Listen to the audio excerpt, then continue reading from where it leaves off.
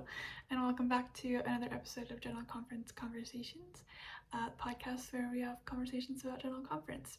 I'm your host, Kaylin, and I'm super excited to be here with you talking about Christ's chosen leaders. So let's get right into it.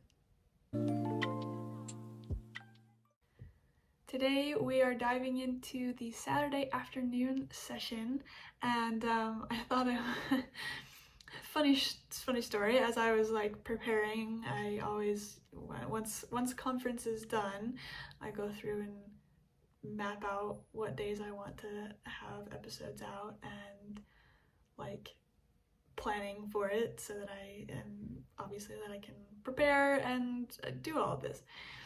And this is actually technically the third speaker is Elder Renlund. But the first two speakers, we have Sustaining of General Authorities, Area 70s, and General Officers, and then the Church Auditing Report. And so I realized that the Sustaining of General Authorities, because I've done this before, and I know on Saturday afternoons usually when they do sustainings. And so I remembered to keep that off my list because I don't usually go over that, right? It's not like you can go over that list yourself. But I accidentally put the Church Auditing Report as one of the ones that I was going to cover, and it kept messing up my dates and numbers because I also don't usually cover the auditing report. It's pretty short, and you can go and it's 3 paragraphs. You can go and read it yourself. So yeah, it kept throwing me off. So just to share that. So this is actually the third speaker, but the first full talk given by Elder Renlund. Accessing God's power through covenants. And as I was reading through my notes, I realized that I have a lot to say about this talk, so we'll see how long it ends up being. But I have quite a few thoughts on this. It was a really, really good talk. So, as always, I encourage you to listen to and or watch this talk yourself before you come and listen to me talk about it, so you can get your own inspirations, your own questions, your own promptings, and then hopefully I can add to your study and point out things that you might not have noticed or might not have thought about. So he starts by talking about he dedicated a temple in Brazil last year, and he learned about the Amazon River while he was down there. It was pretty close to the Amazon River, and he says it's the most powerful river in the world, but every year, twice a year, something kind of unnatural seems to happen. When everything's aligned just so, there's a powerful tidal wave that flows up the river against the flow of water, up to 6 meters high. What do you think about that in feet? 6 times is about 3 feet per meter. That's 18. Nope. Hold on. 6 times 3. Yeah, 18. I was right. I just doubt myself. Math's hard. 18 feet high. That's a huge wave. That's an absolutely huge wave. Traveling as far as 50 kilometers, 30 miles upstream. And it is usually known as a tidal bore, and is referred to locally as a pororoca or great roar because it's really loud. And so he goes on talking about heavenly powers. And so he says this: like the Amazon, we have a natural flow to our lives. We tend to do what comes naturally. Like the Amazon, with heavenly help, we can do seemingly unnatural things. After all, it is not natural for us to be humble, meek, or willing to submit our wills to God. Yet only by doing so can we be transformed, return to live in the presence of God, and achieve our eternal destiny. And so he uses this as kind of his jumping off point, talking about covenants and where we get that power to go against our natural man, to go against our natural inclinations. to be humble and teachable and to become like Christ and become like God. And so he quotes President Nelson a couple of times, and then I really liked this. It's just one little sentence, but I really liked the way that he explains a covenant. He says, a covenant is a pledge that we should prepare for, clearly understand, and absolutely honor. And I really, really, really, really liked this. And he goes on to talk about like making covenant is different than just making a casual promise. The priesthood is involved. It's a promise kind of forever, like you're bound to it, like it's a big deal. And I think I was not prepared for the covenants that I made in the temple. I also don't think I was prepared for the covenants I made when I was baptized. Both of those occurrences, I did it because that was the next step. That was what I was supposed to do. I turned 8, so I got baptized. I was going on my mission, so I went to temple. And of course I was excited. I was excited for those things. I was excited I've loved the temple for as long as I can remember. And being able to like venture to the rest of the temple, not just the baptistry, was super exciting for me. Because I love the temple and I wanted to know more about it and have more experiences in it. But for one, I wasn't able to do a temple prep course because I got my call in like early February and I left for the MTC. I went to the MTC April 3rd. Yeah, April 3rd or April 6th. Anyway, the first week of April, so it was literally a month. And I got my endowments 2 weeks before I left for my mission, and I only went to the temple twice before I was a missionary for a session. And I went quite a bit on my mission. We went every week in the MTC because the Provo MTC, or the Provo temple, is literally right across the street from the MTC. And I was blessed to have a temple in my mission. It was closed, but we had another temple 20 minutes away that we were able to go to every transfer, every 6 weeks. And so I got to go a lot. I know a lot of missionaries don't have that blessing to have a temple either close or in your mission at all. And so I was lucky that I had that temple so close that I was able to go quite often. But I didn't get to have a temple prep course. There wasn't enough time. And so I got the, Preparing to Enter the Holy Temple by Boyd K. Packer, a little like pamphlet. But even that, I read it and it didn't feel like it prepared me. Part of that for me was like I was prepared. I think I was prepared for the doctrine. I mean, that's what most of that pamphlet talked about, was like the doctrine that we talk about in the temple is the plan of salvation, and you make covenants. It didn't ever talk about what covenants they were, what I was actually promising to do, and also for me personally, the logistics of like what was actually going to happen in the temple was something I really wanted to know, because I don't do well with unknown things. When I don't know what's going to happen, when I don't know what to expect. And so that was really overwhelming for me. That I didn't, and of course, looking back now, I know that everybody knew that it was my first time, and so it was going to be new and different. I had so much help. My mom was there. Like, it's not like I was thrown in the deep end and then just told, have fun, good job, good luck. But I definitely was not prepared to the point where I think I could have been. There are a lot of things that we can talk about outside of the temple that we don't talk about outside the temple, I think because we're worried about talking about stuff that we're not supposed to talk about. There are very few things that we covenant not to talk about outside the temple.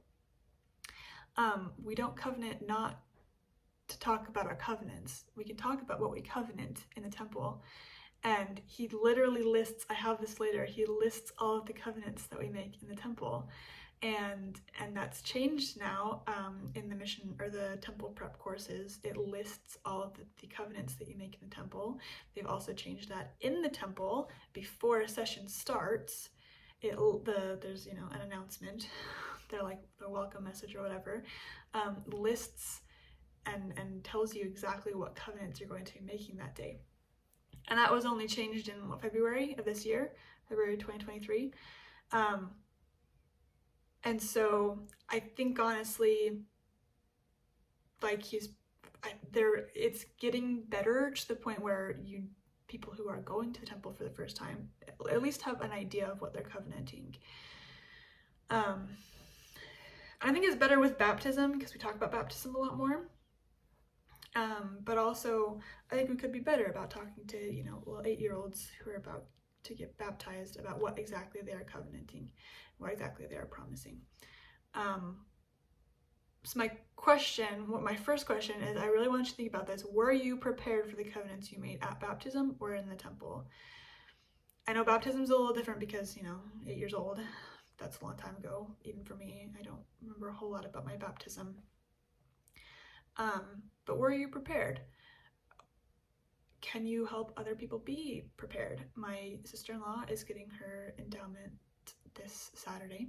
We're not going to be able to be there, unfortunately, but I hope that she knows that she can ask me things. I hope that she knows that she can ask questions about things that she's confused about or is unprepared for and things like that.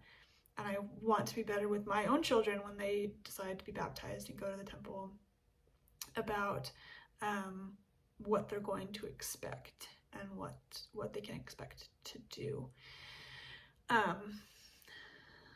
So anyway, I love that he say that so plainly, that we should prepare for it, clearly understand it, and absolutely honor.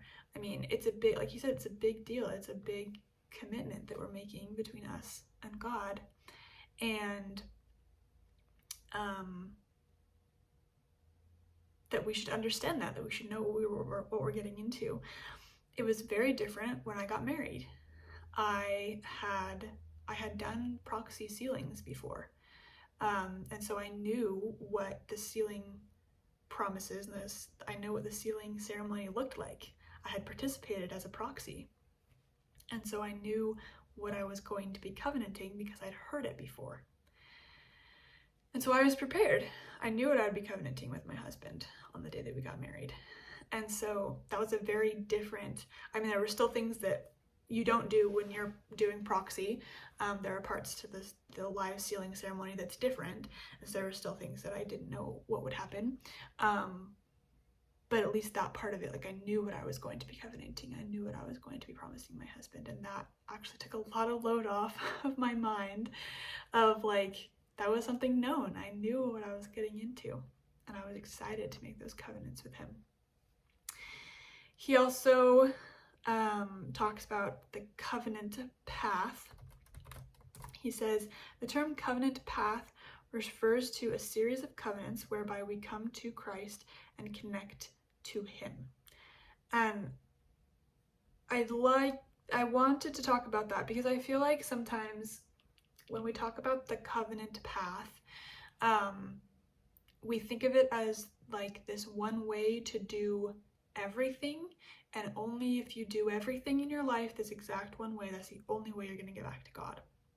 The covenant path refers to the series of covenants that are stepping stones toward our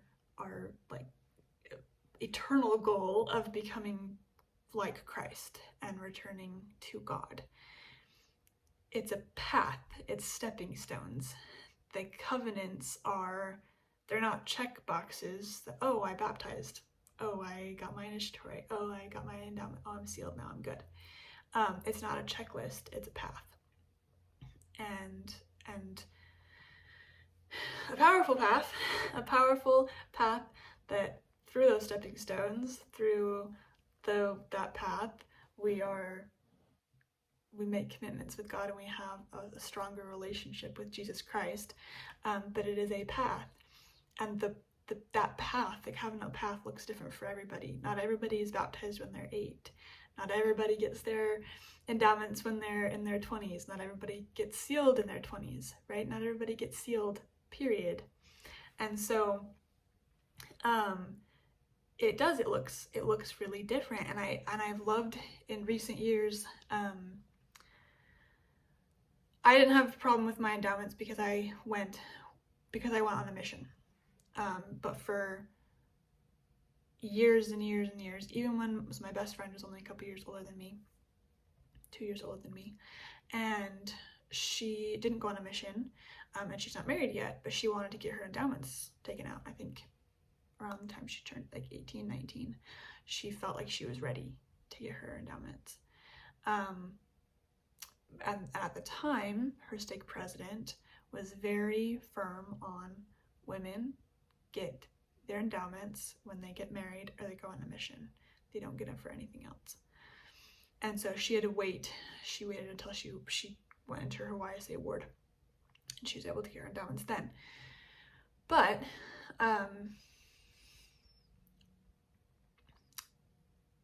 yeah, that was the thing, right? Like that was my mom as well. You get your endowments when you get married or you go on a mission.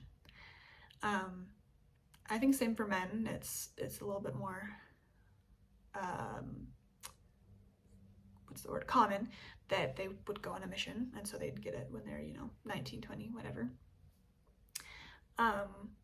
But recently, in the last few years, there's been general authorities and general officers who have talked about, if you feel ready, regardless of whether you're getting married or going on a mission, if you feel ready to go and get your endowments, to go through with your endowments, then you should start that process. And they've still obviously made sure that it's a big deal, and so it shouldn't be just done, as soon as you turn 18 you should go because you're 18. It's when you are ready, when you feel that you should go and get make those covenants. But I like that has been a change, because if you don't go on a mission and you don't get married until you're 30 or whatever, right, you don't have the opportunity to go to the temple before then. And so having that little bit of a difference in policy, culture, whatever you want to call it, like they're acknowledging that every covenant path looks different. Everybody's life looks different. So yeah. So then he talks about baptism and like the covenants that we make.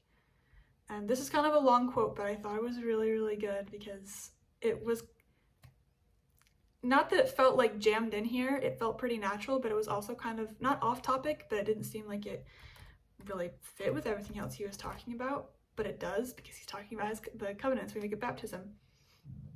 So he says, at baptism and when we partake of the sacrament, we witness that we are willing to take on ourselves the name of Jesus Christ.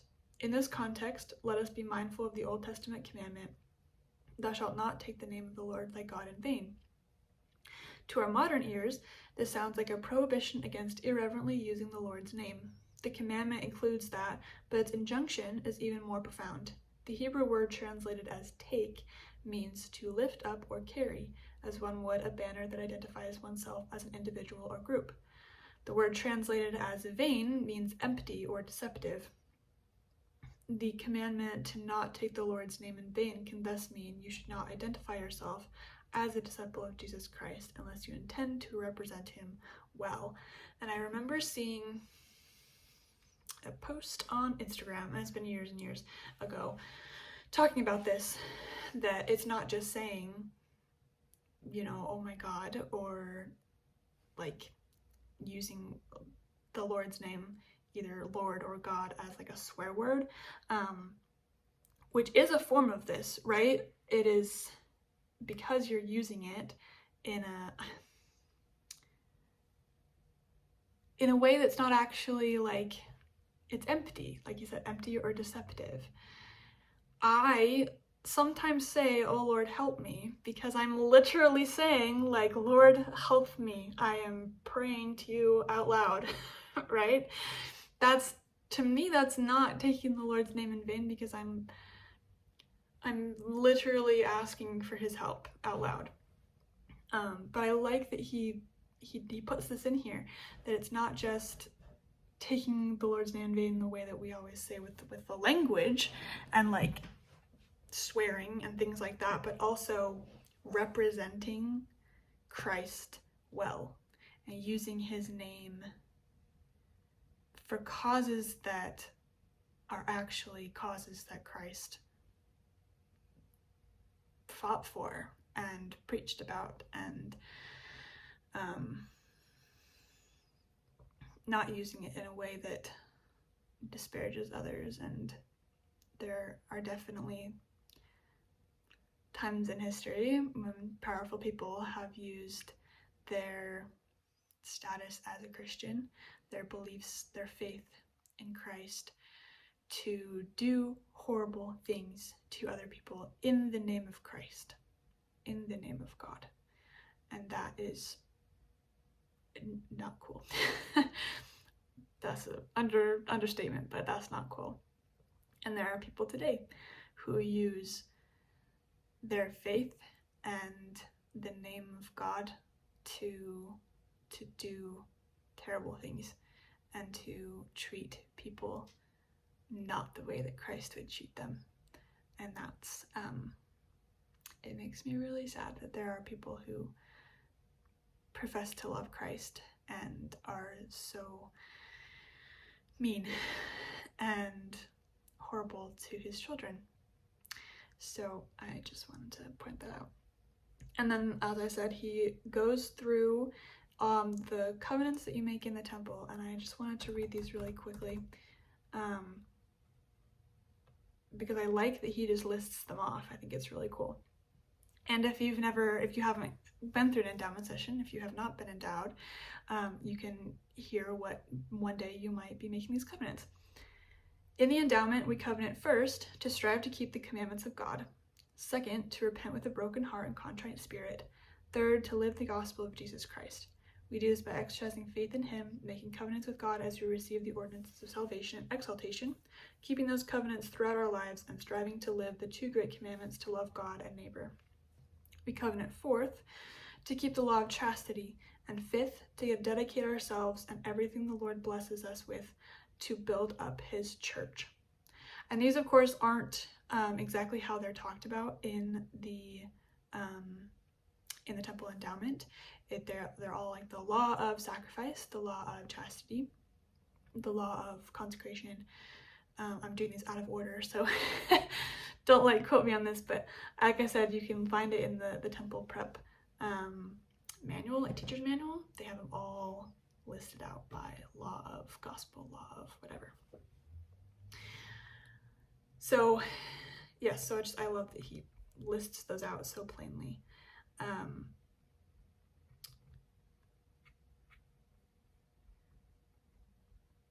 just trying to see what else I have. There's quite a few quotes that I wanted to read. Sometimes I don't have very many things that I want to read from these talks, but there was quite a few in this one that he just said things so beautifully. He says this about covenants, of course. He says, keeping covenants made in baptismal fonts and in temples also provides us with strength to withstand mortality's trials and heartaches.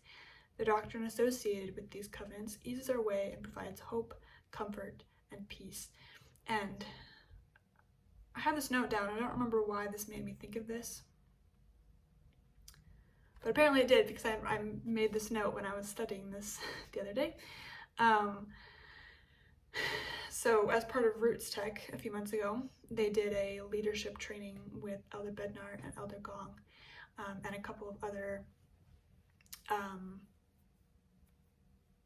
general officers and general authorities. I can't remember who exactly was there, but they were talking about, of course, family history. It's Roots Tech is family history.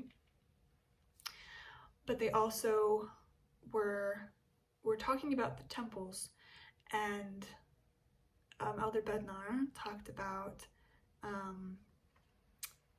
how he was talking about sequences and the pattern of things that have happened in scriptures, in our church history, in the history of Christianity. And so he was talking about how often we put a lot of emphasis on the temple, and we talk about how the temple is amazing and we all need to go to the temple, and that the temple is end all be all. And we talk a little bit about the covenants that we make in there and the endowments or whatever, and we very rarely talk about Christ in connection with the temple.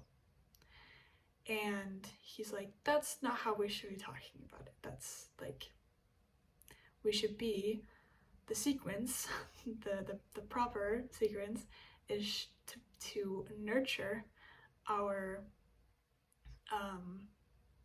relationship with Christ, to have a personal relationship with Christ. And once we have that faith and that relationship with him, we are going to want to make covenants with him. And then we have more of a connection with those covenants because we are making them with this person that we have a relationship with.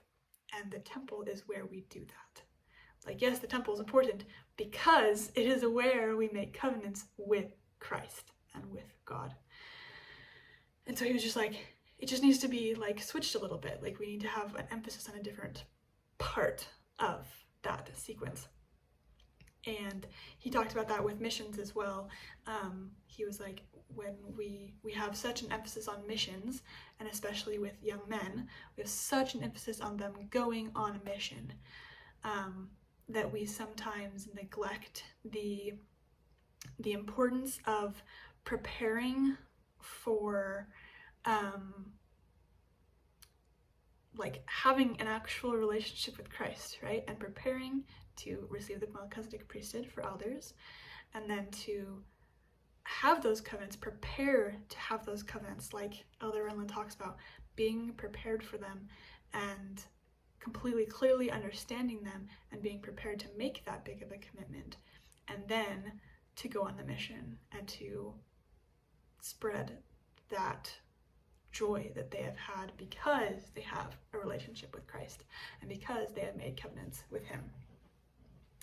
And I just loved that and I mean, of course, this is nothing new, right?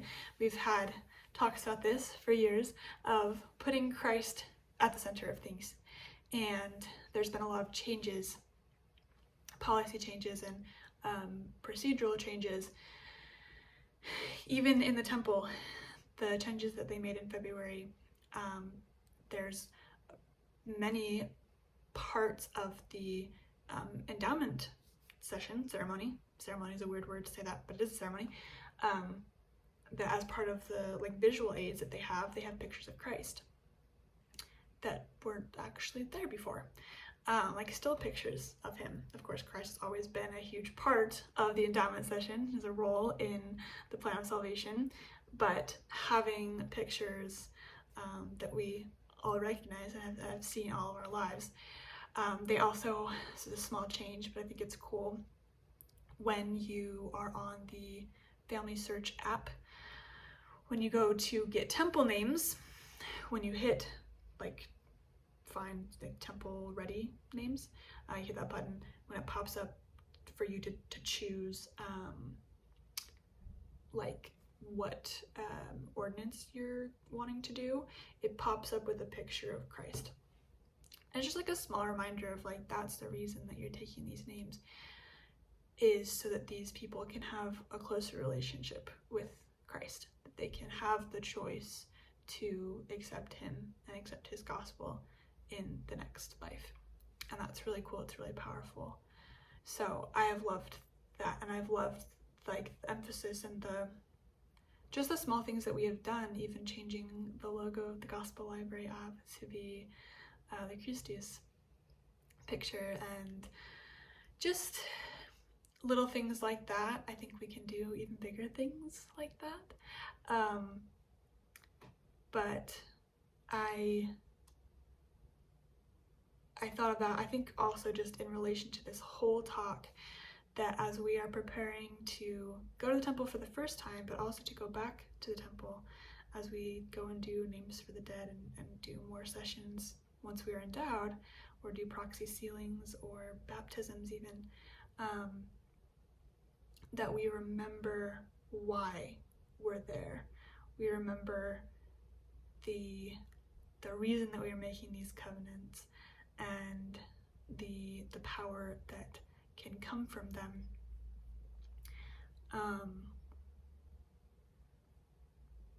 Sorry, there's someone like driving past our house super slow, and so I'm trying to figure out if I know them. Anyway, the last quote I want to read is near the very end of his talk.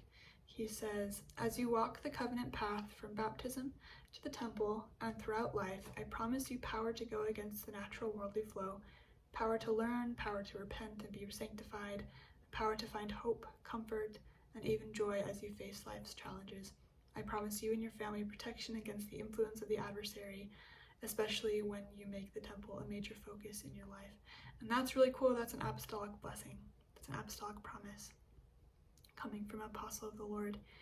And